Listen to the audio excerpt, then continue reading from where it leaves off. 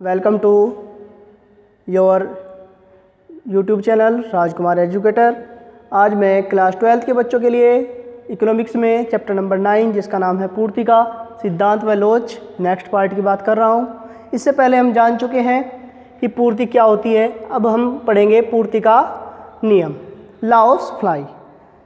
पूर्ति का नियम क्या होता है? पूर्ति के नियम के अनुसार अन्य घटकों के स्थिर रहने पर, कीमतें बढ़ने पर पूर्ति की गई इकाइयों की मात्रा में वृद्धि होती है एवं कीमतें कम होने पर पूर्ति की गई इकाइयों की मात्रा में कमी होती है।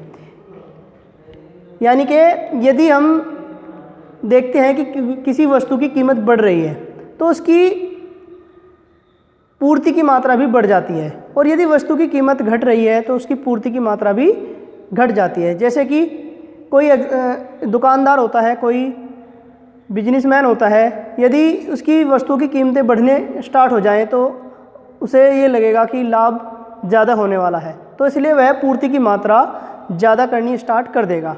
और यदि कीमत घट जाए तो वह पूर्ति की मात्रा कम स्टार्ट करना शुरू कर देगा, क्योंकि वहाँ पर लाभ की मात्रा बहुत ही कम होती है।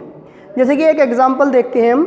कीमत सबसे स्टार्टिंग में 10 रुपये कीमत है कोई वस्तु की, तो पूर्ति की गई मात्रा इकाइयों में होगी 100, और जैसे ही रेट उसका 15 रुपये हो जाता है तो पूर्ति की इकाइयाँ 200 रुपये हो जाती हैं, यानी कि पूर्ति की इकाइयाँ बढ़ जाती हैं। और रेट 20 रुपये होने पर पूर्ति की इकाइयाँ और ज़्यादा बढ़ जाती है, 300 इकाइयाँ हो जाती हैं। यानी कि कीमत बढ़ने के साथ साथ पूर्ति की गई मात्रा में भी वृद्धि होती है। ऐसे ही डायग्राम से यदि हम देखें तो ये हमारा एक्स एक्सिस है, ये वाई एक्सिस है। इधर यहाँ पर प्राइस दिखाई दे रहे हैं और यहाँ पर क्वांटिटी।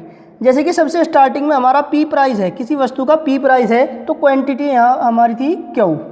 जैसे ही प्राइस बढ़ा, P1 हुआ, तो P1 होने के बाद क्वांटिटी की मात्रा भी बढ़ गई।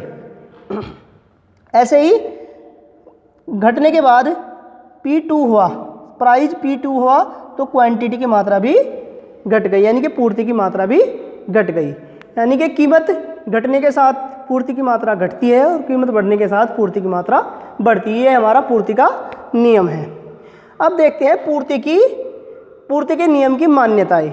मान्यताएं क्या क्या हैं, यानी कि किस किस चीज़ों में कोई कमी नहीं आनी चाहिए। जैसे कि कहा गया था कि अन्य घटक स्थिर रहें, संबंधित वस्तुओं की कीमतों में कोई परिवर्तन नहीं होना चाहिए। यानी कि इससे कोई वस्तु से रिलेटेड कोई वस्तु होती है, उनकी कीमतों में कोई परिवर्तन नहीं होना चाहिए, तब ये नियम कार्य करेगा। फर्म के उद्देश्य में कोई कमी नहीं होनी चाहिए, फर्म का उद्देश्य भी वही जो का त्यों होना चाहिए, तब जाके ये नियम कार्य करेगा। उत्पादन के घटकों की कीमतों में भी कोई वृद्धि नहीं होनी चाहिए, उत्पादन की तकनीक में भी कोई परिवर्तन नहीं होना चाहिए, व्यावसायिक आशंसाएं भी जो कि त्यों बनी रहनी चाहिए, और सरकारी नीतियाँ भी वही रहनी चाहिए, तभी यह पूर्ति का नियम कार्य करता है। अब पूर्ति के नियम के अपवाद, यानी कि ये पूर्ति का नियम कहाँ कार्य नहीं करता है। नंबर 1, कृषि उत्पाद। कृषि उत्पादों में ये पूर्ति का नियम कार्य नहीं करता है। जैसे कि किसानों को कृषि उत्पाद की जरूरत होती है या किसान उत्पादन करते हैं, तो वह सीमित मात्रा में उत्पादित हो सकता है, तो इसलिए पूर्ति का नियम वहाँ पर कार्य नहीं करेगा। नाशवान वस्तुएँ, नाशवान वस्तुएँ वो होती हैं जो जल्दी ही खत्म हो जाती है, जैसे कि सब्जी, दूध, फल।